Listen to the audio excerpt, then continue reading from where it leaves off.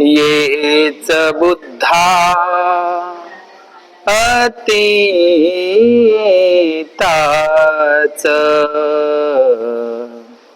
येच बुद्धा अनागता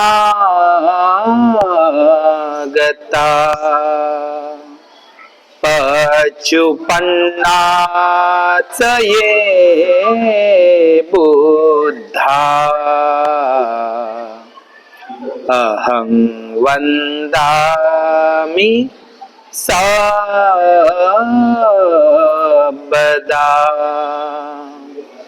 येच धम्मा अतीताच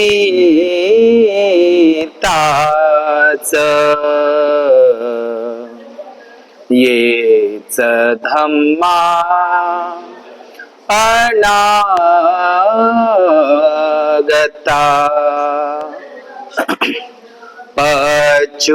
पचुपन्नाच ये धम्मा अहं वन्दामि सर्वदा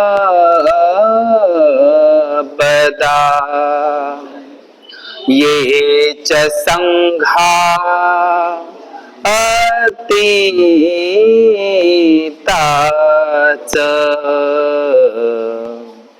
ये च संघा अनागता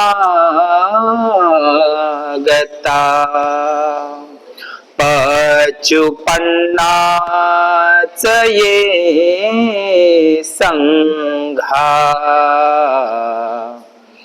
अहं वन्दामि सर्वदा।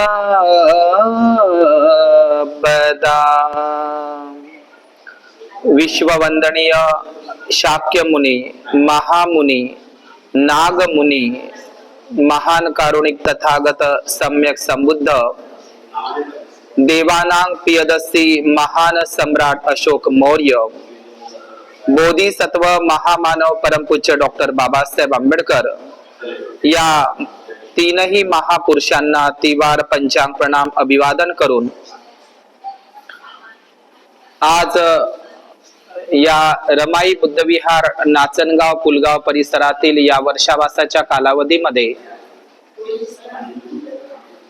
नागपंचमी जो विशेष धम्मदेसना, नागपंचमीचा, नाग संस्कृतीचा हा इतिहास आपण या ठिकाणी जाणून घेण्याचा प्रयत्न करणार आहोत। 14 ऑक्टोबर 1956 ला बोधिसत्व डॉक्टर बाबासाहेब आंबेडकरांनी आपल्याला जी 22 प्रतिज्ञा आणि 5 शिलामध्ये प्रतिष्ठित करून 22 प्रतिज्ञा देऊन आपल्याला बुद्धाच्या धम्माची दीक्षा दिली आणि बौद्ध धम्माची दीक्षा घेतल्याच्या नंतर आपला हिंदू धर्माशी काहीही संबंध राहिलेला नाही। ज्या ब्राह्मणी हिंदू प्रथा आहे, परंपरा आहे, रीतिरिवाज आहे, कर्मकांड आहेत, याच्याशी आपला काही संबंध राहिलेला नाही। बौद्धांचे खरे सण उत्सव म्हणजेच 12 महिन्याच्या 12 पौर्णिमाच होय। बौद्धांचे खरे सण उत्सव म्हणजे 12 महिन्याच्या 12 पौर्णिमा होय। त्या पलीकडे आपले कोणतेही सण उत्सव नाही। या 12 महिन्याच्या 12 पौर्णिमा आणि विशेषतः करून आपण महापुरुषांच्या जयंत्या, पुण्यतिथ्या वगैरे साजऱ्या करत असतो आणि म्हणून बौद्ध लोकांनी ज्या काही ब्राह्मणी हिंदू प्रथा आहे, परंपरा आहे, रीतिरिवाज आहे, जे काही हिंदू धर्मियांची किंवा ब्राह्मणी धर्मांची जी सण आहेत, या सणांचा, सण उत्सवांचा संपूर्णपणे त्याग केला पाहिजे। या जगातील कुठलाही ख्रिश्चन बांधव ख्रिश्चन धर्माची बाप्तिस्मा दीक्षा घेतल्यानंतर तो कुठल्याही ब्राह्मणी हिंदू धर्माचे सण उत्सव साजरे करत नाही। या जगातील, या देशातील कुठलाही मुस्लिम बांधव त्यांची सुनता मुस्लिम धर्माची दीक्षा ग्रहण केल्याच्या नंतर तो कुठल्याही हिंदू धर्माचे सण उत्सव साजरे करत नाही, तर बौद्धांनी हिंदू धर्माची सण उत्सव का साजरी करावी? आणि ही सण उत्सव डॉक्टर बाबासाहेब आंबेडकर म्हणतात की ही सण उत्सव प्रतिक्रांतीच्या रूपामध्ये या सण उत्सवाची निर्मिती झालेली आहे. ज्या होळीच्या दिवशीला खांडववनामध्ये नाग लोकांना जाळलं, नागवंशी जे नागराजे आहे किंवा नागवंशी उपासक उपासिका भिक्खू आहे ज्यांना जाळण्यात आलं, त्या नाग लोकांच्या जाळल्याचा उत्सव म्हणजे होळी आपण पाहतो. किंवा महामोगलायन भिक्खूंच्या कत्तलीचा दिवस म्हणून जे दिवाळी नावाचा, म्हणजे दिवाळी असेल, दसरा असेल, पोळा असेल किंवा इतरत्र जे काही सण असेल, ते सण, ज्या सणांवर जे सण उत्सव त्याचं विकृतीकरण झालं, त्याचं ब्राह्मणीकरण झालं आणि ही सण उत्सव एक शोषण करण्याचे सण उत्सव ब्राह्मणी लोकांनी त्याच्यावर कब्जा केला आणि या सण उत्सवाच्या माध्यमातून इथल्या शूद्राती शूद्र अस्पृश्यांचं शोषण करण्यासाठी, त्यांना मानसिक गुलाम करण्यासाठी, त्यांचं आर्थिक शोषण करण्यासाठी, त्यांना गुलाम करण्यासाठी या सणांचं एक ब्राह्मणीकरण विकृतीकरण करण्यात आलेलं आहे. आणि या देशाचा या देशाची जी संस्कृती आहे, श्रमण संस्कृती आणि ब्राह्मण संस्कृती, बोधिसत्व डॉक्टर बाबासाहेब आंबेडकर त्याला क्रांती आणि प्रतिक्रांतीचा इतिहास म्हणतात. श्रमण म्हणजे काय, तर श्रमावर जगणारी संस्कृती, श्रम करणारी संस्कृती. श्रमण म्हणजे आपल्या मनालाच नाही तर शरीराला सुद्धा श्रम देणारी ही श्रमण संस्कृती. आणि ब्राह्मण संस्कृती म्हणजे ऐत खाऊ संस्कृती. म्हणून श्रमण संस्कृती आणि ब्राह्मण संस्कृतीचाच इतिहास, क्रांती प्रतिक्रांतीचाच इतिहास या देशाला लागलेला आहे, असं डॉक्टर बाबासाहेब आंबेडकर अनेक ठिकाणी म्हणत असतात. म्हणून आज नागपंचमी दिनविशेषाच्या निमित्तानं आपण नागपंचमी हा जो उत्सव आहे, या नागपंचमी या शब्दामध्येच नागपंचमी साजरी करावी किंवा करू नये हा ज्याचा त्याचा स्वातंत्र्याचा एक भाग आहे. भारतीय संविधानानुसार आपल्याला ते स्वातंत्र्य आहेत आणि म्हणून डॉक्टर बाबासाहेब आंबेडकरांच्या आपण बौद्ध काळामध्ये जर आपण गेलं तर नागपंचमी या शब्दामध्ये नाग अधिक पंचमी, तर नागपंचमी हा जो पंचमी ज्या श्रावण महिन्यामध्ये, हा श्रावण महिन्यामध्ये ही पंचमी येते आणि त्या पंचमीला नागपंचमी किंवा नाग चतुर्थी म्हणून सुद्धा ओळखलं जातं. विशेषतः नागद्वारला आषाढी पौर्णिमेपासून ते नागपंचमी पर्यंत एक मोठी यात्रा भरते, त्याचा बौद्ध धर्माशी विशेष संबंध आहे. तर आपण नाग संस्कृतीचा बुद्धमय इतिहास समजून घेतच असताना नाग लोकांनी अख्ख्या जम्बूद्वीपामध्ये, अख्ख्या भारतवर्षामध्ये नागराज्य निर्माण केलेलं होतं. आणि म्हणून जोपर्यंत नागशासन या जम्बूद्वीपामध्ये, या भारतवर्षामध्ये हे नागशासन येत नाही, तोपर्यंत बुद्ध शासन, हे जे धम्म शासन आहे किंवा जे धम्मराज्य आहे किंवा जो अशोककालीन स्वर्णिम भारत आहे किंवा डॉक्टर बाबासाहेब आंबेडकरांच्या संकल्पनेतील प्रबुद्ध भारत आहे, हा तोपर्यंत येणार नाही जोपर्यंत नागशासन, या नागवंशी लोकांचं शासन या देशामध्ये, या भारत देशामध्ये त्याला पुन्हा प्राप्त होणार नाही. तथागत भगवान गौतम बुद्धांच्या काळामध्ये कोलीय हे एक नागवंश होतं आणि तथागत बुद्धांच्या कालखंडामध्ये सुद्धा पहिल्यांदा बौद्ध धम्माला राजाश्रय, धम्माश्रय देणारे, बौद्ध धम्माचा अंगीकार करणारे आणि बौद्ध धम्माचा प्रचार आणि प्रसार करणारे नाग लोक होते. बुद्ध आणि त्यांचा धम्मग्रंथाचं जर आपण निरूपण केलं तर आपल्याला मुचलिंद नावाचा नागराजा, काही लोक त्याला नाग म्हणून, पण बुद्ध आणि त्याच्या धम्मग्रंथामध्ये हा अग्निहोत्री ब्राह्मणांना त्यांच्या आश्रमामध्ये येऊन त्रास द्यायचा. तर एके दिवशी सिद्धार्थ गौतम त्या अग्निहोत्री ब्राह्मणांच्या त्या ठिकाणी मुक्काम करायला येतात. त्यावेळी अग्निहोत्री ब्राह्मण बुद्धाला, सिद्धार्थ गौतमाला असा उपदेश करतात की या या उर्वेला या प्रांतामध्ये, या गया प्रांतामध्ये आमच्या या आश्रमामध्ये आमच्या अग्निहोत्री ब्राह्मणांना इथे एक मुचलिंद नावाचा नागराजा राहतो. तो आम्हाला नेहमी त्रास देत असतो. तर जर तुम्ही आमच्या या आश्रमामध्ये रात्रीला मुक्काम करायचं ठरवलेलं आहे सिद्धार्थ गौतमा, श्रमण गौतमा, तर या ठिकाणी तो मुचलिंद नावाचा नागराजा ज्याप्रमाणे आम्हाला त्रास देतो त्याप्रमाणे आपल्यालाही त्रास देईल, आपल्याला त्रास होईल, म्हणून आपण या ठिकाणी थांबू नये असं ते भगवंताला विनंती करतात. आणि त्यावेळी तरी पण तथागत त्या ठिकाणी सिद्धार्थ गौतम बुद्ध त्या ठिकाणी थांबत असतात. आणि रात्रीच्या वेळेला तो मुचलिंद नावाचा नागराजा येतो आणि तो स्वतः बुद्धाची सेवा करू लागतो, बुद्धाला वंदन करतो.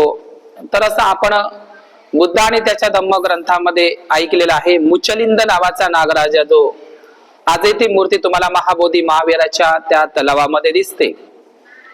तर हा मुचलिंद नावाचा नागराजा आणि दुसरा नागराजा म्हणजे बुद्ध आणि धम्मामध्ये काल नावाचा नागराजा सुद्धा आपल्याला त्याचं सुद्धा एक उदाहरण आपल्याला सापडतं. बौद्ध धम्माचा जागतिक धम्मग्रंथ त्रिपिटकाचा सार जर घेतात त्यामध्ये थेरगाथा नावाचा एक ग्रंथ आहे. थेरगाथा ग्रंथामध्ये सुद्धा नाग शब्दाशी संबंधित भिक्खूंची नावं आहे. जसं नागीत भिक्खू आहे किंवा नागस्माल नावाचा भिक्खू आपल्याला थेरगाथामध्ये नाग शब्दाशी संबंधित असलेल्या भिक्खूंची नावं सुद्धा सापडतं. दुसरी गोष्ट, आपण जो त्रिपिटकाचा एक भाग म्हणून जातक कथा आहे, बोधिसत्वाच्या जन्माच्या जातक कथा, ज्या बोध कथा आहे त्या जातक कथांमध्ये नाग जातक सुद्धा आपल्याला सापडतं, नाग जातक. आणि खास करून नागसुत्त, सुत्त पिटकाचा एक भाग आहे नागसुत्त. नाग या शब्दाचा अर्थ होते पाली भाषेमध्ये हत्ती. तर नागसुत्तक आपल्याला सापडतं. आणि याच सुत्त पिटकाच्या ग्रंथामध्ये किंवा सुत्त निपातामध्ये जर आपण बघितलं, त्याचं वाचन केलं तर आपल्याला एक निधिखंड सुत्त सापडते. त्याच्यामध्ये नाग संदर्भात माहिती दिलेली आहे.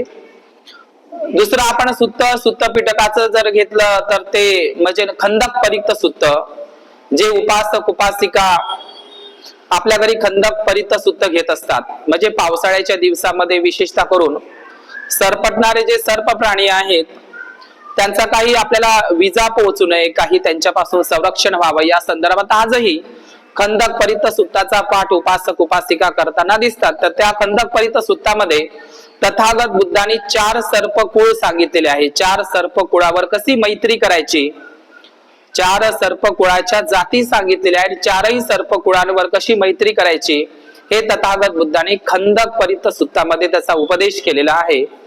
म्हणून जगातील बुद्धाला कल्याण मित्र सुद्धा म्हटलं जातं. कल्याण मित्र बुद्धाला म्हटल्या तर जातच, पण बुद्धाला जगातील पहिला सर्पमित्र म्हणजे 4ही सर्पकुळांवर मैत्री करा, त्या सर्पांवर मैत्री करा. म्हणून जगातील कल्याण मित्र, जगातील पहिला सर्पमित्र जर कोण असेल तर ते महान कारुणिक तथागत बुद्ध आहे. बुद्धांनाच सर्पमित्र कल्याण मित्र म्हटलं जातं. केवळ अखिल मनुष्य प्राणीच नाही तर प्राणी मातांविषयी करुणा मैत्रीचा जो अंतर्भाव होता तो तथागत बुद्धांना होता. आपण जयमंगल अट्टगाथाचं जर उदाहरण घेतलं तर नंदोपनंद भुजगंग विबुद्ध महेंदी. भुजंग म्हणजे काय तर नाग साप असं म्हणत असतो, पण नाग या शब्दाचा अर्थ मी आधी सांगितल्याप्रमाणे नाग या शब्दाचा अर्थ हत्तीच होतो. आणि नाग या शब्दाचा अर्थ जर हत्ती होत असेल तर बुद्धाच्या जन्माशी संबंधित निगडीत हत्तीचा संबंध आहे. पांढरा शुभ्र सुमेध बोधिसत्व नावाचा हत्ती आणि त्या हत्तीच्या सोंडेमध्ये पांढरं शुभ्र कमळाचं फुल. तर बुद्धाच्या जीवनाशी या नाग हत्तीचा संबंध आहे. नागसुत्त, नागजातक. तर बुद्धाच्या कालखंडामध्ये नाग लोक म्हणून कोलीय लोकांनी जे 8वा बौद्ध स्तूप पैकी एक स्तूपाचं निर्माण केलं होतं. नाग लोकांनी, त्या रामग्रामच्या कोलीय नाग लोकांनी त्याचं संरक्षण त्याला प्रदान केलं.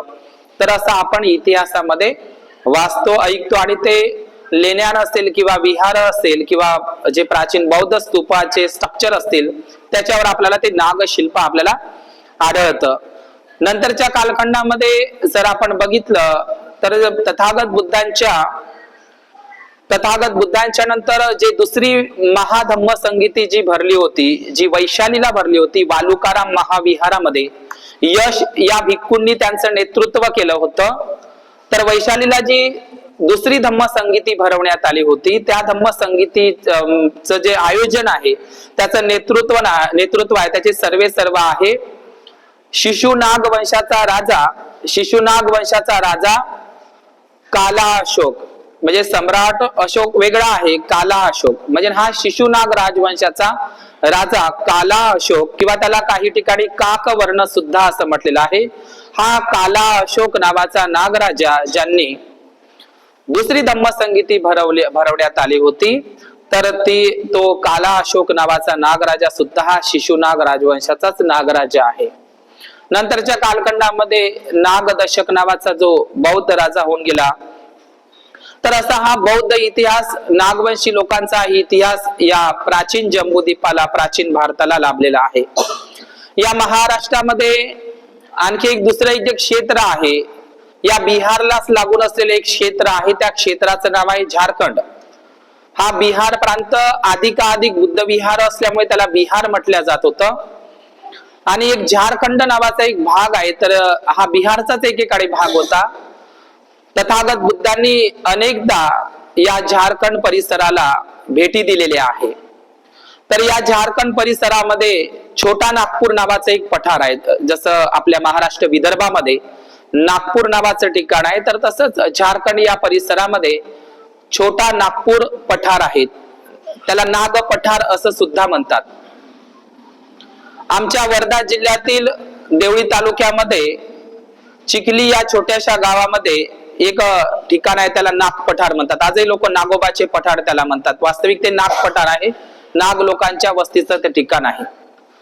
तर विदर्भामध्ये खास करून नागपूर आणि झारखंड मध्ये छोटा नागपूर हे शब्द आपल्याला दिसतात. हे छोटा नागपूर मध्ये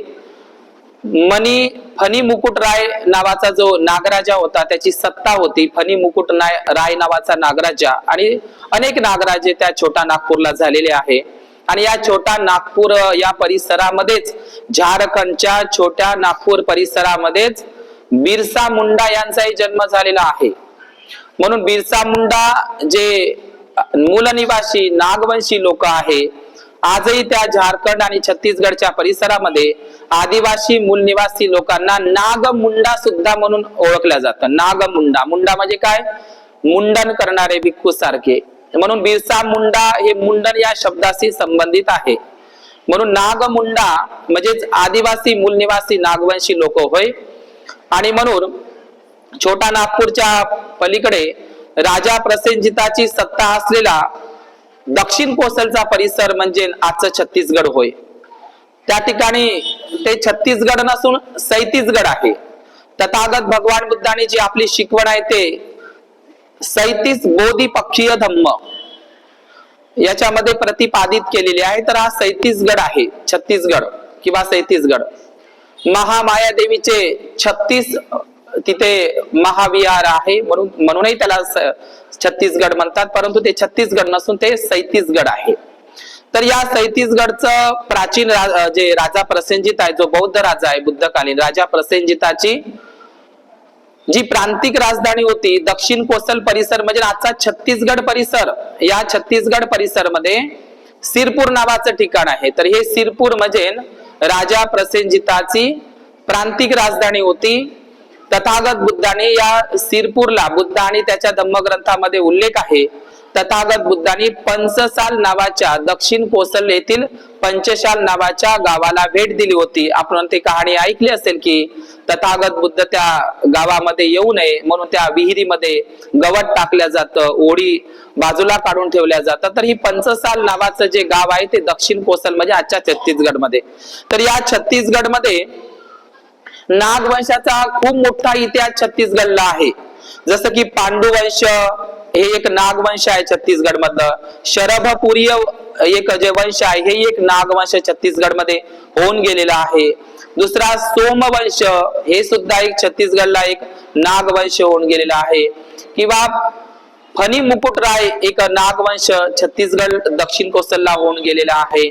आणि छिंदक नागवंश हे सुद्धा त्या छत्तीसगडला होऊन गेलेला आहे। आणि आणखी एक छत्तीसगडमध्ये ज्याप्रमाणे आपण जगप्रसिद्ध खजुराहो मंदिर बघतो, खजुराहो मंदिर, त्याचप्रमाणे छत्तीसगडला खजुराहो प्रमाणे एक भोरमदेव मंदिर आहे। हे भोरमदेव मंदिराची निर्मिती, ते भोरमदेव मंदिर सुद्धा प्राचीन बौद्ध विहारच आहे। आणि या भोरमदेव ज्या मंदिराची जी निर्मिती आहे ते गोपालदेव नावाच्या नागवंशी राजांनीच केलेली आहे। आणि म्हणून छत्तीसगड म्हणजे प्राचीन काळातील दक्षिण कोसलमध्ये नाग लोकांचा खूप मोठा इतिहास आहे। अत्यंत महत्वाचा नागवंशी राजा छत्तीसगडला होऊन गेला, त्याचं नाव आहे नलवंश। नलवंश हा सुद्धा एक नागवंश छत्तीसगडमध्ये होऊन गेलेला आहे, ज्यांनी सिरपूरचे 3 महाविहार, सिरपूर हे प्राचीन बौद्ध विद्यापीठ आहे नालंदा विक्रमशिला प्रमाणे, तर या नालंदा बौद्ध विद्यापीठाप्रमाणे सिरपूर जे छत्तीसगड मधील एक प्राचीन बौद्ध विद्यापीठ आणि बौद्ध महाविहार आहे, त्या ठिकाणी नलवंश नावाच्या नागराजांनी त्या सिरपूर जो महाशिवगुप्त बालार्जुन, वासटा देवी जी बौद्ध राणी आहे छत्तीसगडची, वासटा देवी बौद्ध राणी, तिचा सुपुत्र महाशिवगुप्त बालार्जुन यांनी त्या सिरपूर या ठिकाणी स्वस्तिक महाविहार, तिवरदेव महाविहार आणि आनंद प्रभू महाकुटी हे जे 3 महाविहार या ठिकाणी बांधलेले आहे। तर अशाप्रमाणे नलवंश हा सुद्धा एक नागवंश छत्तीसगड मध्ये आहे, ज्यांनी नंतरच्या कालखंडामध्ये सिरपूर असेल, मल्हार असेल, छत्तीसगड मधील रिवागड असेल, डमरूगड असेल किंवा पचराही असेल, भोंगापाल असेल किंवा तुरतुरिया असेल, जोगीमारा असेल किंवा दंतेपुरी असेल, तर असे सगळ्या किंवा राजीव येथील राजीव लोचन जे मंदिर आहे ते नलवंश नागवंशी राजा नलवंशचा राजा विलासतुंग यांनी ते राजीव लोचन मंदिर जे छत्तीसगड मध्ये आहे, जे राजीवला आहे, राजीव लोचन मंदिर, राजीव म्हणजे कमळ होत असते, त्या राजीव लोचन मंदिराची, त्या महाविहाराची निर्मिती नलवंशी नागराजा विलासतुंग नावाच्या नागराजांनी केलेला आहे। राजीव म्हणजे कमळ होत असते, लोचन म्हणजे कमल नयन, बुद्धांना कमल नयन म्हणून सुद्धा ओळखलं जातं। तर हे राजीव लोचन जे महाविहार आहे ते नलवंशी नागवंशी राजा विलासतुंग यांनी बांधलेला आहे। आपण त्या राजीव लोचन महाविहाराला सुद्धा भेटी दिल्या पाहिजे। खूप सुंदर असे नाग शिल्प त्या राजीव लोचन महाविहारामध्ये आपल्याला पाहायला दिसतात आणि त्या ठिकाणी खूप सुंदर अशी बौद्ध मूर्ती आहे, त्याला जगतपाल म्हणून सध्या प्रसिद्ध आहे। तर हा छत्तीसगड नाग लोकांचा एक खूप मोठा एक गड होता। छत्तीसगड म्हणजे बुद्धाच्या कालखंडामध्ये ते दक्षिण कोशल प्रदेश होता आणि हा दक्षिण कोशल प्रदेश हा अत्यंत महत्वाचा प्रदेश या जम्बूद्वीपामध्ये आहे। तिसरा नाग लोकांची वस्ती म्हणून आपण या प्राचीन जम्बूद्वीपामध्ये आज नागालँड आहे। लँड म्हणजे देश होतं, जसं आपण थायलंड म्हणत असतो, ग्रीनलँड म्हणत असतो, तर त्याचप्रमाणे नागालँड नाग लोकांचा देश म्हणजे नागालँड। तर या प्राचीन जम्बूद्वीप भारतामध्ये आणखी एक तिसरं क्षेत्र आहे, ते म्हणजे काश्मीर, त्याला जम्मू काश्मीर म्हणतात, जम्मू काश्मीर। तर या जम्मू काश्मीर मध्ये सुद्धा नाग राजांची सत्ता होती आणि सर्वात महत्वपूर्ण नाव सापडतं नागवंशी राजाचं, ते म्हणजे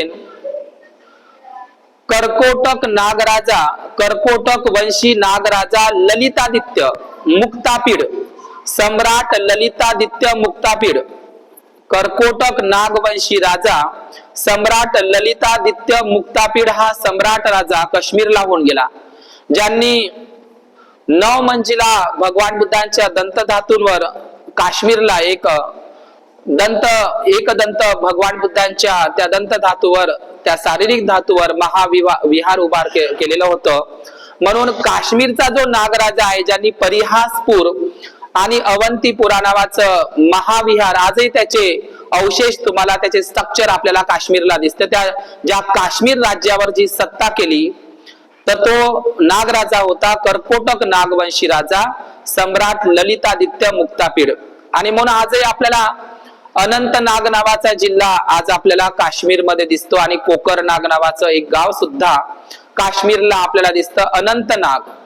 अनंतनाग हे बुद्ध धम्माशी संबंधित आहे। अनंतनागालाच शेषनाग म्हणतात, शेषनाग म्हणतात। तर या जे साहित्य सम्राट लोकशाहीर अण्णाभाऊ साठे असं म्हणतात की ही पृथ्वी नागाच्या फणावर नसून, शेष नागाच्या फणावर नसून, नाग लोकांच्या कामगारांच्या जोरावर ही पृथ्वी तळलेली आहे, म्हणजे तरलेली आहे की नाही. तर नाग लोकांचा खूप मोठा इतिहास या प्राचीन जम्बूद्वीपामध्ये आहे. तर मी तुम्हाला जी काही नाग लोकांची नावं सांगितलेली आहेत, महाराष्ट्रामध्ये खास करून केळझरचा जो धम्मराजा आहे, धम्मनाग, आणि भद्रावतीचा चंद्रपूरचा जो नागराजा आहे, धम्मराजा, त्याचं नाव आहे भद्रनाग किंवा भद्रशील. आजही भद्रनाग मंदिर भद्रावतीला आहे. लोक मोठ्या प्रमाणे नागपंचमीला त्या ठिकाणी पूजा करतात, परंतु ते विसरले आहे. ते सर्प म्हणून, साप म्हणून पूजा करतात. भद्रनाग मंदिर तुम्हाला भद्रावतीला दिसतं, जिथं विजासन लेणे आहे, ज्या वाकाटक नागराजांनीच त्याचं निर्माण केलेलं आहे.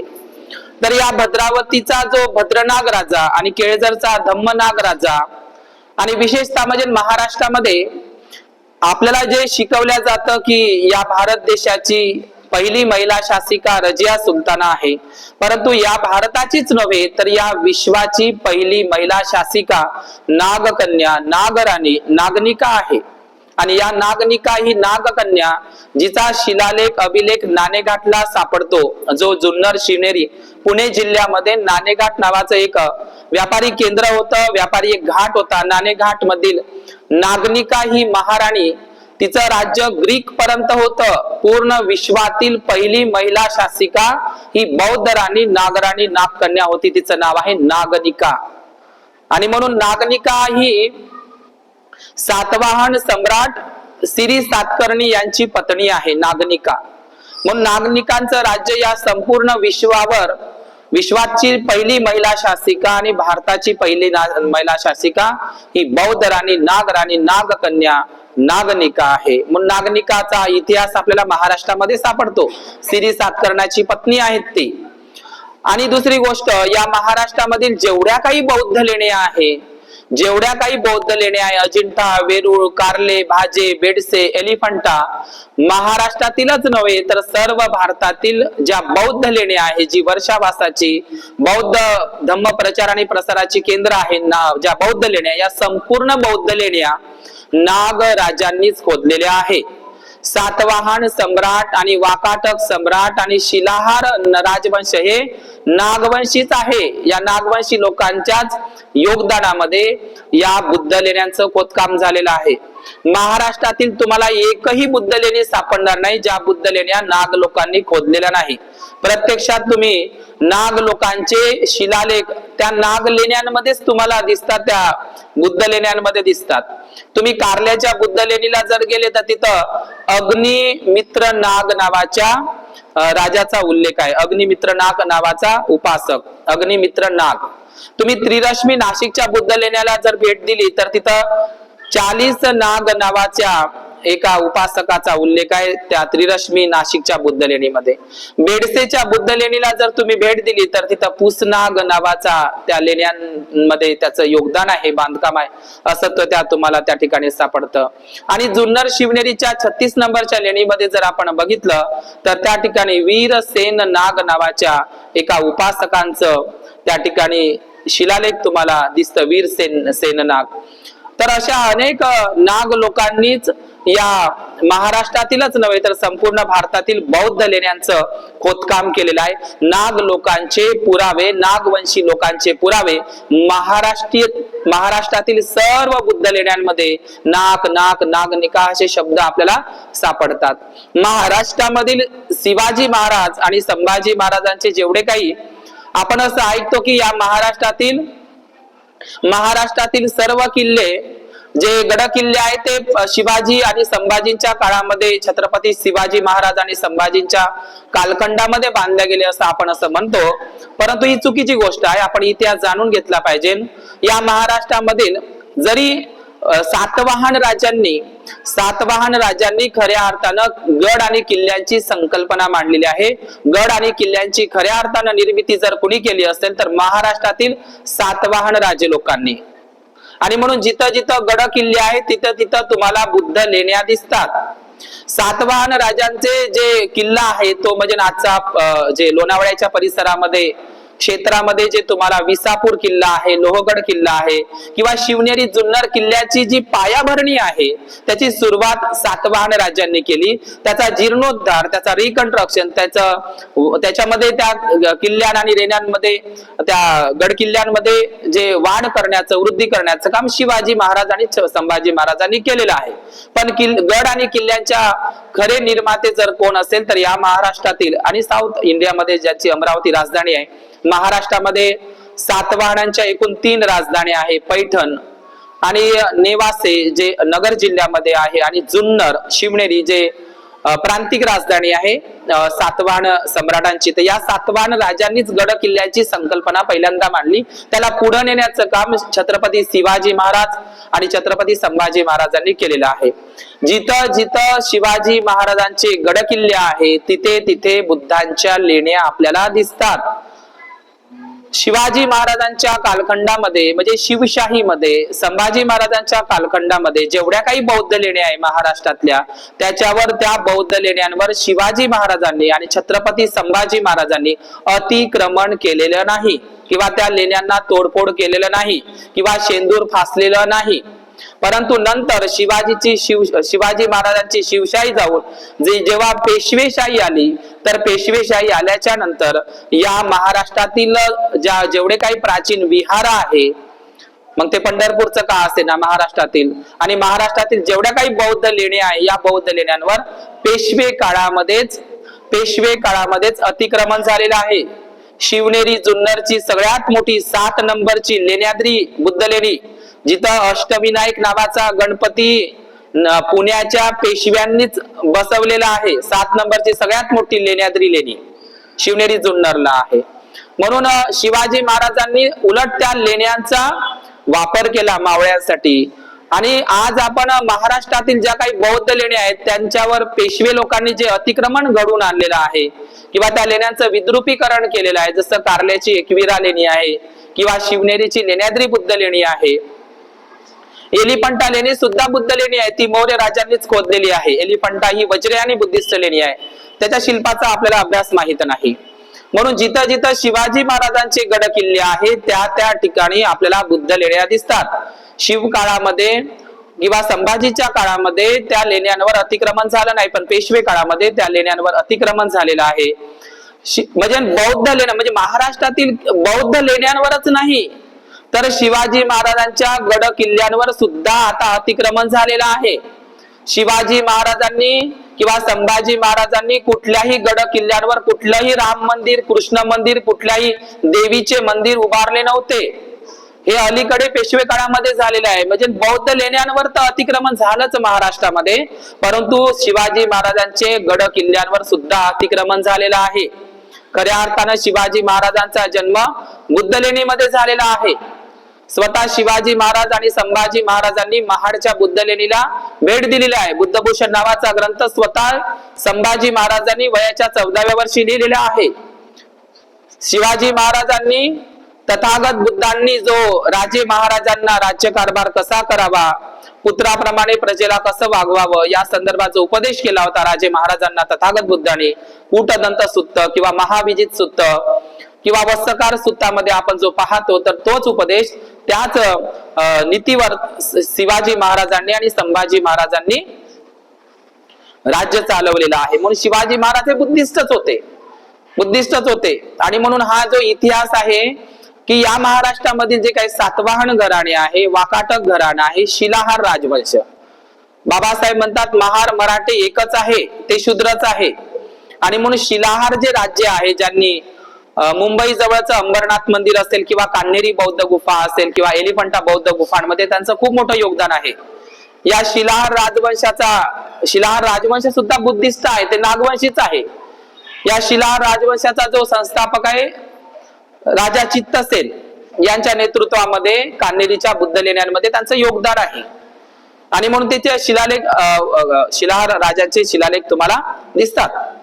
आणि म्हणून या महाराष्ट्रामध्ये जे नागवंशी लोकांचा इतिहास आहे, सातवाहन आणि वाकाटक, शिलाहार, राष्ट्रकूट हे सगळे, किंवा या महाराष्ट्रामधील देवगिरीचे यादव असलेले सगळे नागवंशी लोक आहे. नागवंशी लोकांनीच या महाराष्ट्रामधील बौद्ध लेण्यांचं खोदकाम केलेलं आपल्याला दिसत आहे. आज आपण पैठणला जर गेलं तर पैठणला जी गोदावरी नदी आहे, गोदावरी नदीचा उल्लेख तर त्रिपिटकामध्ये सुद्धा आहे, पारायण सुत्तामध्ये.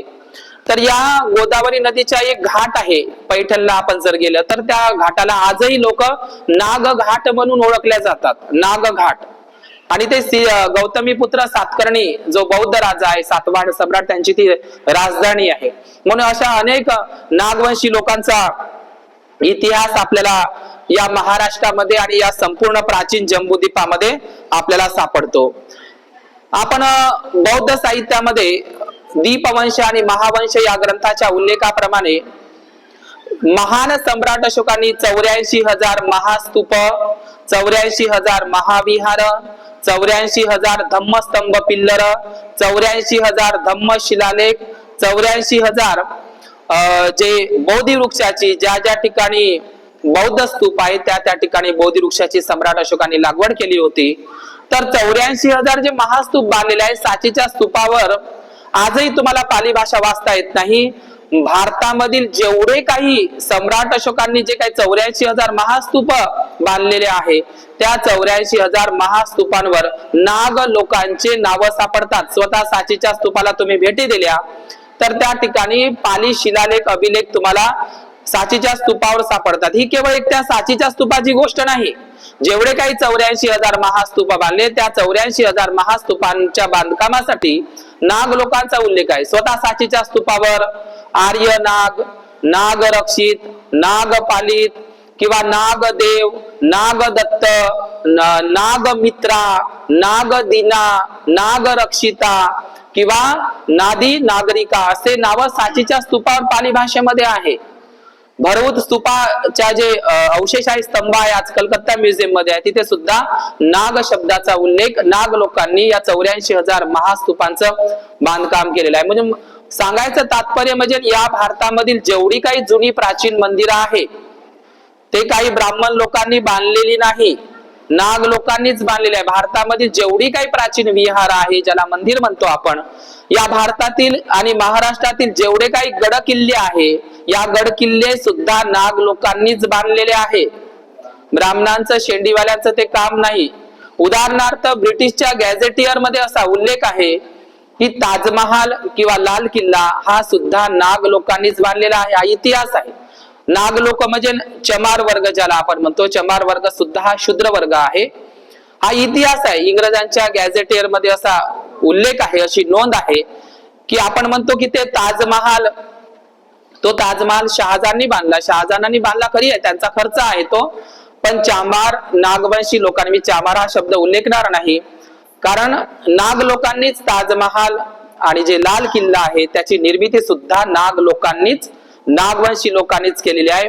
भारतातील सर्व बौद्ध लेण्या, भारतातील सर्व बौद्ध विहार, मंदिर, बौद्ध गड किल्ले, चित्तोडगडचा गड किल्ला जरी का असेना किंवा ग्वालियरचा गड किल्ला जरी का असेना किंवा जेवढ्या काही बौद्ध लेण्या महाराष्ट्रामध्ये आहे, बौद्ध विद्यापीठ आहे, यांच्यासाठी ह्या सगळ्याचं बांधकाम, त्याचं रिकन्स्ट्रक्शन, त्यांच्यामध्ये नाग लोकांचं खूप मोठं योगदान आपल्याला दिसतं. आणि म्हणून या नाग लोकांचा हा खूप मोठा प्राचीन इतिहास आहे, तो थोडक्यात सांगता येणार नाही. आणि दुसऱ्या नंतरच्या कालखंडामध्ये डॉक्टर बाबासाहेब आंबेडकरांनी उल्लेख केलेला आहे की नाग लोकांची वस्ती या नागपूरच्या परिसरामध्ये होती. मग ते नागरा नावाचं ठिकाण आहे गोंदियाला, नागभीड आहे, नागपूर आहे, नागरधन आहे, किंवा इकडे अहेरीमध्ये, गडचिरोलीमध्ये नागेपल्ली आहे, किंवा प्रवरपूर आहे, पवनी आहे, सगळे नागवंशी लोकांचे प्राचीन बौद्ध स्थळ आहे. दक्षिण कोसल आणि पूर्व विदर्भ हा नाग लोकांचा खूप मोठा गड होता. नाग लोकांनीच खूप मोठ्या प्रमाणात बौद्ध धम्माचा प्रचार आणि प्रसार केलेला दिसतो. आणि नंतरच्या 1818चं युद्ध सगळ्यांनाच माहित आहे. आजही आपण नाग लोक ते मोडी मराठी लिपीमध्ये जो 500 लोकांना जे ब्रिटिश इंग्रजांनी त्यांच्या सैन्यामध्ये सामील करून घेतलं, तर त्या 500 नागवंशी लोकांचा जो पराक्रम आहे, इतिहास आहे, शौर्यगाथा आहे नागवंशी लोकांची, आपल्याला सगळ्यांनाच माहित आहे. जगामध्ये असं युद्ध जे झालं नाही, खऱ्या अर्थानं पानिपतच्या युद्धामध्ये पेशव्यांचा पराभव झाला नसून भीमा कोरेगावाच्याच युद्धामध्ये त्यांचं खऱ्या अर्थानं पानिपत झालेलं आहे. भीमा कोरेगावाच्या युद्धामध्येच पेशव्यांचा पराभव झाला आहे. आणि हे असं युद्ध आहे की त्या ठिकाणचा जो जेम्स टॉड आहे नागवंशी, जो एफ स्टॉटन नावाचा ज्यांनी जे युद्ध बघितलेलं आहे भीमा कोरेगावाचा, जो एफ स्टॉटन असा म्हणतो की या नाग लोकांनी जर मनात आणलं तर हे नाग लोक अख्ख्या जगावर राज्य करू शकतात, इतके शक्तिशाली आणि शौर्यवान हे लोक आहे. 500 नागवंशी लोकांनी 28,000 त्या पेशव्यांना हरवलं. तर तेव्हापासूनच या भारतामध्ये एक मन झाली, तू यासारखे 56 पाहिले. तर 56 पाहणारी जमात म्हणजे हे नागवंशी लोक आहे. 56 म्हणजे काय, आपण 57 म्हणत नाही, तर हे 56 पाहणारे लोक नागवंशी लोक आहे. पुन्हा जर भारत गुलाम झाला किंवा भारत देश, एक बाबासाहेब जन्माला आला ज्यांनी आपल्याला गुलामीतून बंधनातून मोकळं केलं, परंतु जर पुन्हा आपण जर गुलाम झालो, पुन्हा जर आपल्यावर तशी परिस्थिती आली तर आज मात्र आपण बघतो आपल्या नागवंशी लोकांमध्ये ते रक्त आहे. 84 म्हणजे एकाएकाला 56 पाहण्याचं ते रक्त आहे, तर आज ते आपल्या रक्तामध्ये दिसत नाही. पण या नागवंशी लोकांना शस्त्र धारण करण्याचा अधिकार असता, या प्राचीन भारतातील नागवंशी लोकांना शस्त्र धारण करण्याचा अधिकार असता, तर भारत देश कधीही गुलाम राहिला नसता, असं डॉक्टर बाबासाहेब आंबेडकर म्हणतात. म्हणून नागवंशी लोकांना जेव्हा ब्रिटिशांनी आपल्या सैन्यामध्ये सामील करून घेतलं, त्यांना छान प्रशिक्षण दिलं. अशीच भीमा कोरेगावाची लढाई झाली नाही, त्यांना प्रशिक्षण दिलं, शिक्षण दिलं, आणि त्यानंतर भीमा कोरेगावाची जी लढाई भीमा नदीच्या काठी झाली, तर नाग लोकांचा परिणाम. आणि त्याचा जो मेन सरदार होता, मुख्य सरदार होता सिद्धनाग आणि रायनाग. शिवाजींच्या कालखंडामध्ये शिवाजींना साथ देणारे नागवंशी मावळे लोकच होते. आणि म्हणून रायबा महार हे नाव आपण ऐकलं असेल. रायबा महार शिवाजींच्या काळामध्ये, या रायबा महाराचाच वंशज रायनाग महार हा रायगडच्या ठिकाणी, रायगड जे किल्ला आहे, रायगड या जिल्ह्यातील महाराष्ट्रातील रायगडचा रायनाग आणि सिद्धनाग. तर सिद्धनाग एकूण 4 होऊन गेले महाराष्ट्रामध्ये, ते महार वंशाचेच होते आणि त्यांचा इतिहास सुद्धा शौर्यांचाच आहे. परंतु खास करून भीमा कोरेगावाच्या युद्धामध्ये सिद्धनाग आणि रायनाग महाराजांचा जो पराक्रम आहे, हे सुद्धा नाग लोक. आजही त्या 500 नाग लोकांची नावं भीमा कोरेगावाच्या विजय स्तंभावर आहे. ज्या नाग लोकांच्या त्या नावांना आजही लोक सलामी द्यायला, मानवंदना द्यायला, अभिवादन करायला आपण 1 जानेवारीला डॉक्टर बाबासाहेब आंबेडकरांनी सुरुवात करून दिली. ते नाग लोकांची नाव आहे, त्या नाग लोकांना वंदन करतो आपण, अभिवादन करतो, त्यांचा इतिहासाला उजाळा देत असतो. म्हणून त्या ठिकाणी मोडी मराठी लिपीमध्ये नाग या शब्दाचा नाक आलेला आहे. नाक आहे, नाक. तर नाक म्हणजे काय, आज आपण मराठीमध्ये असं म्हणतो याला नाक नाही, ही नकटी आहे. नाक नाही म्हणजे हा पाक नाही आहे, हा शिलाचं पालन करणारा. नाक लोक म्हणजे पाक लोक, शीलवान लोक, सदाचारी लोक. म्हणून आपण नाक, हिचं नाक गेलेलं आहे, याचं नाक गेलेलं आहे, याला नाक नाही असं आपण म्हणतो. नाक म्हणजे काय, याची इज्जत गेलेली आहे, याचं चारित्र्य गेलेलं आहे. अशा प्रकारे आजही महाराष्ट्रामध्ये ती म्हण आहे. आयत्या बिळात नागोबा म्हणतात. आयत्या बिळात नाग लोक कधी राहत नाही. नाग लोक आयत्या बिळात राहणारे नाही. आयत्या बिळात तर राहणारे फक्त त्या सर्पाला, त्या नागाला म्हटलेलं आहे लोकांना. आयत्या बिळात नागोबा नाही.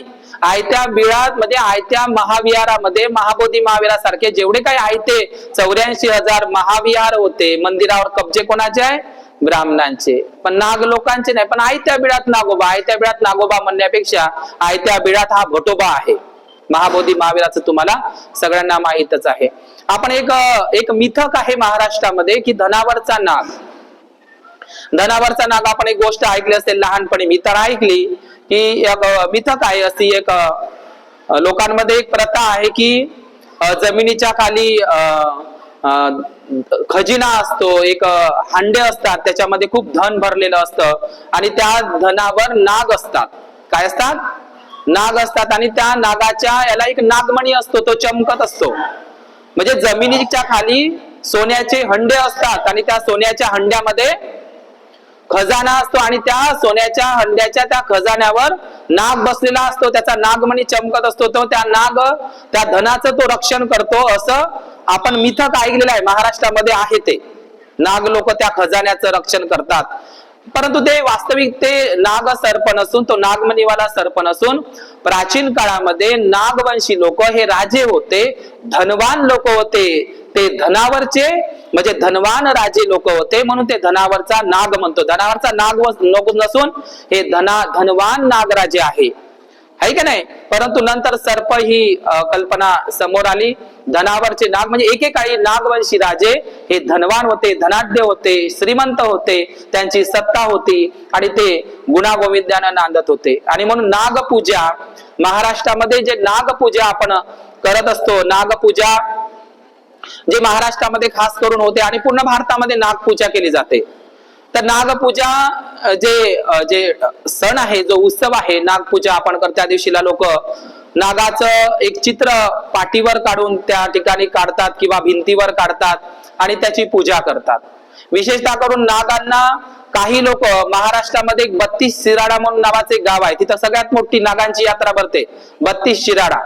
तिथं तर लोक नागांना दूध पाजतात, अशी लाईन लागते, जत्रा भरते तिथे, नागांना दूध पाजतात. नागांना दूध पाजल्या जात नाही, सर्पांना दूध पाजल्या जात नाही, उलट त्या नागाचे फुफ्फुस खराब होतात, प्रसंगी नागाला मृत्यू सुद्धा, त्या सर्पाला सापाला मृत्यू सुद्धा ओढू शकतो. म्हणून सापाला दूध पाजणं हे चुकीचं आहे, त्याचं ते अन्नच नाही आहे. पण लोक अज्ञानापोटी मूर्खपणामुळे आजही ते लोक करतात, आहे का नाही. म्हणून कबीराचा एक दोहा मला दरवर्षी नागपंचमीला आठवतो. माटी का एक नाग बनाया पूजे लोग लुगाई. माटी का एक नाग बनाया म्हणजे मातीचा एक नाग बनवला, पूजे लोग, लोग म्हणजे काय, लोग. लुगाई म्हणजे, लुगाई तिकडला उत्तर भारतातला हा शब्द आहे. लुगाई म्हणजे पत्नी, ज्याला आपण बायको म्हणतो. म्हणजे माटी का एक नाग बनाया पूजे लोग लुगाई, जिंदा नाग जब घर में निकले दे लाठी धमकाई. म्हणजे जिवंत, म्हणजे नागपंचमी आली का नागपंचमीच्या दिवशी मातीचा एक नाग बनवतात आणि त्याला लोक पूजतात आणि म्हणजे पत्नी म्हणजे लुगाई सुद्धा त्याचं पूजन करते. परंतु जिवंत नाग, जिवंत साप जर घरामध्ये निघाला तर त्या जिवंत सापाला मात्र नाग पाजत नाही, त्याची पूजा करत नाही. दे लाठी धमकाई म्हणजे लाठीनं त्याला मारून टाकतात. कबीरांनी खूप सुंदर उदाहरण दिलं की जिवंत सापाला आपण म्हणजे मातीच्या नागाला, त्या सापाला आपण काय करतात, दूध पाजतात, त्याची पूजन करतात, नागपूजा करतात. परंतु मात्र जिवंत सापाला आपण मारतो, त्या नागाला मारतो. म्हणून नागबळी नावाचा एक यज्ञ या भारतामध्ये झालेला आहे. नागबळी म्हणजेच काय, तर या नाग लोकांना जिवंत जाळलं, त्याचा बली देण्यात आला. म्हणून आजही ते नागबली यज्ञ आजही आपल्या भारतामध्ये, ते आता नष्ट जरी झाला असेल तर आजही आपल्याला ते दिसतं. म्हणून या नाग लोकांचा खूप मोठा इतिहास आहे. नाग लोकांचा या भारतामध्ये खूप मोठा इतिहास आहे. म्हणून नाग हा सर्प शेतकऱ्यांचा मित्र आहे. पावसाळ्याच्या दिवसामध्ये विशेषतः त्यांच्या छिद्रामध्ये, बिळामध्ये नागांच्या पाणी जात असतं आणि म्हणून ते संरक्षणासाठी पावसाळ्याच्याच दिवसामध्ये हा सण येतो, श्रावण महिन्यात. म्हणजे पावसाळ्यामध्ये त्यांच्या छिद्रामध्ये, त्यांच्या ज्या ठिकाणी ते निवास करतात, नाग, साप वगैरे, सरपटणारे प्राणी म्हणून सर्प आहे. नाग हा कोबरा आहे. नाग मी तुम्हाला सांगितलं, नाग हे नाग लोकांचं, नागवंशी लोकांचं एक टोटेम आहे, प्रतीक आहे. जसं मौर्य लोकांचं मोर टोटेम आहे, तर हे सगळं टोटेम आहे. तर त्या पावसाळ्यामध्ये नाग सर्पापासून संरक्षण व्हावं म्हणून ती प्रथा होती. परंतु त्या प्रथेला आपण तितकंसं मनावर घेऊ नये, आपण अंधानुकरण करू नये. आणि म्हणून महाराष्ट्रामधील हा जो नाग लोकांचा, म्हणून काही शेतकरी लोक आजही, शेतकरी लोक आपल्या शेतामध्ये जातात, घरीच तर पूजा करतात, पण शेतामध्ये जातात आणि दह्याचा, भाताचं ते काय बघा लाह्या वगैरे, ते त्या ठिकाणी नारळ वगैरे असं सगळ्या शेतींवर जातात आणि शेतीच्या पुऱ्या दुऱ्या बंधाऱ्यांवर ते फेकतात. म्हणजे घरीच नाही नागाची पूजा, तर घराच्याही बाहेर ते आपल्या शेतीवाडीमध्ये ज्याचं संरक्षण व्हावं. उलट नाग लोकांनी या बुद्ध धम्माचं संरक्षण केलेलं आहे, म्हणून ते एक मिथक आजही महाराष्ट्रामध्ये आहे. तर म्हणून आपल्या भारतामध्ये नागाला एक विषारी म्हणून सुद्धा त्यांच्यावर गाणे लिहिल्या गेले आहे. नाग हा त्या सपेरावर, त्या पुंगीवर डोलतो असं अजिबात नाही. नागाला कधीही कान नसतात, ते ध्वनी लहरीनं ओळखत असतात, ते चुंबकीय ध्वनी लहरीनं त्यांना चाहूल लागत असते, कोणी आपल्याकडे येत आहे, परंतु नागाला ते कान नसतात आणि म्हणून ते ध्वनी जसा जसा सपेरा हलवतात तसा तसा ते सपेरा लोक म्हणते त्या सपेऱ्यावर ते वगैरे काय करतात, ते डोलत असतो किंवा मग तो घरी येत असतो त्या संगीतावर. तर असं वगैरे काही नाही, सपेरावाला जसा जसा सपेरा वाजवतो तसा तसा तो नाग असा असा वगैरे तो डोलत असतो. काही लोकांनी मग मैत्री दुश्मन दुश्मन तो मेरा अशा प्रकारे सगळं वगैरे ते दंतकथा वगैरे त्या ठिकाणी जोडलेले आहे. काही लोक आजही आपल्या नागवंशी लोक शूद्रत लोक घरी नागपंचमीचा सण साजरे करतात, तर नागविच्चू बनवतात. छोटे छोटे कणकीच्या गोळ्याचे असे गोड गोड वगैरे आम्हाला द्यायचे, ते नागविच्चू बनवतात. किंवा मग काही लोक तर असंही सांगत होते की नागपंचमीला भात खायचा नाही, भात खाल्ला तर नागाचे दात खाल्ल्यासारखे होते. तर हे सगळ्या मिथक आहे की नाही. तर ह्या नागपंचमीचा सण साजरा करावा किंवा त्या करू नये, परंतु मला एवढंच सांगायचंय की नाग हा एक वंशज आहे. नाग लोकांनीच बौद्ध धर्माचा प्रचार प्रसार केला. जेवढ्या काही बौद्ध लेणे किंवा 84,000 स्तूप पाहता तुम्हाला नागफण्यांचे चित्र दिसतात. म्हणून महाराष्ट्रामध्ये नागार्जुन हे भिक्खूंचं नाव आहे, नागसेन आहे किंवा नागार्जुन टेकडी आहे. आंध्र प्रदेशामध्ये गेलं तर तुम्हाला नागार्जुन कोंडा दिसते, किंवा तिकडे केरळ तामिळनाडू मध्ये गेलं तर तुम्हाला नागपट्टिनम एक क्षेत्र दिसते कांजीवरम पाशी. तर असे अनेक ठिकाणं आपल्याला नाग लोकांशी संबंधित दिसतं. किंवा जे सम्राट बौद्ध सम्राट हर्षवर्धन आहे, ज्यांनी नागानंद नावाचं नाटक लिहिलेलं आहे. तर अशा प्रकारे आपल्याला नाग शब्द अनेक ठिकाणी त्याचं प्रयोजन झालेलं दिसते. तर अत्यंत महत्वाचा इतिहास आहे नागवंशी लोकांचा इतिहास. नाग लोक हे प्राचीन भारतातील मूळ निवासी लोक आहे, मूळ इथले वासी आहे. या नागवंशी लोकांना म्हणजे शूद्रातिशूद्र, अस्पृश्य, अनटचेबल किंवा त्यांना हीन लेखण्यात आलं. पण याच नागवंशी लोक एकेकाळी श्रीमंत होते, धनवान होते, राजे लोक होते, क्षत्रिय होते, बहादूर होते, महान लोक होते. नाग लोकांनीच पहिल्यांदा बौद्ध धर्माला राजाश्रय देऊन या नाग लोकांनी जगभर बुद्ध धर्माचा प्रचार प्रसार केला. म्हणून नाग लोकांचा इतिहास भीमा कोरेगावाच्या इतिहासापर्यंत संपत नाही. आजही आपण जे आहोत ते नागवंशीच लोक आहोत. म्हणून आज या नागपंचमी दिन विशेषाच्या निमित्तानं आपण जे नारळ फोडत असतो, तर नारळ फोडणं म्हणजे भिक्खूंचं डोकं फोडणं होय. नरबळीचाच एक प्रकार, म्हणजे त्या काळामध्ये शूद्रातिशूद्र लोकांची नरबळी दिल्या जात होती पुलाला उत्तर भारतामध्ये. मग नरबळीचं प्रथा जाऊन आता नारळ पौर्णिमा म्हणजे म्हणजे नारळ फोडल्या जातं. नारळ फोडणं म्हणजे भिक्खूंचं डोकं फोडल्यासारखं आहे. आपण त्या प्रथा परंपरा कर्मकांडामध्ये अडकून राहू नये. नागवंशाचा इतिहास जर जाणून घ्यायचा असेल तर शौर्याचा इतिहास घ्या, त्यांच्याकडून स्फूर्ती घ्या, प्रेरणा घ्या. आणि या नाग लोकांचं वामनदादाच्या ओळी सांगतो आणि थांबतो. भीमा माऊलीचे जिथे दूध आहे तिथे बुद्ध आहे, तिथे बुद्ध आहे. आपल्याला या भीमा माऊलीचे जिथे दूध आहे, महाकवी वामनदादा कर्डकांच्या ओळ्या, भीमा माऊलीचे जिथे दूध आहे तिथे बुद्ध आहे. मग भीमा माऊलीचं दूध कोणतं, तर भीमा माऊलीचं दूध म्हणजेच भीमाचे उपकाराची जाणीव ठेवा, आहे की नाही. म्हणून काही लोक उपकार दुधाचे म्हणतात किंवा दूध का कर्ज म्हणतात. खऱ्या अर्थाने दुधाचं कर्ज आपल्याला बाबासाहेबच आपली भीमा माऊली आहे, ज्या भीमा माऊलीनं ज्या दुधाचं कर्ज, त्या उपकार दुधाचे ते दूध का कर्ज भीमा माऊलीचा आहे. त्या भीमा माऊलीच्या त्या दूध का कर्ज मधून, त्या दुधाच्या उपकारामधून त्याचं कसं ऋण फेडता येईल, भीम ऋण कसं फेडता येईल, या संदर्भाने आपण विचार करावा. आणि या ठिकाणी मला जाता जाता हेच सांगायचं आहे की नाग शासन से ही बुद्ध शासन संभव है. नाग लोकांचं शासन करती जमात, नाग शासन करती जमात जेव्हा येईल तेव्हाच हे बुद्ध शासन धम्मराज्य निर्माण होईल. नाग शासन से ही बुद्ध शासन संभव है. नमो बुद्धाय, जय भीम.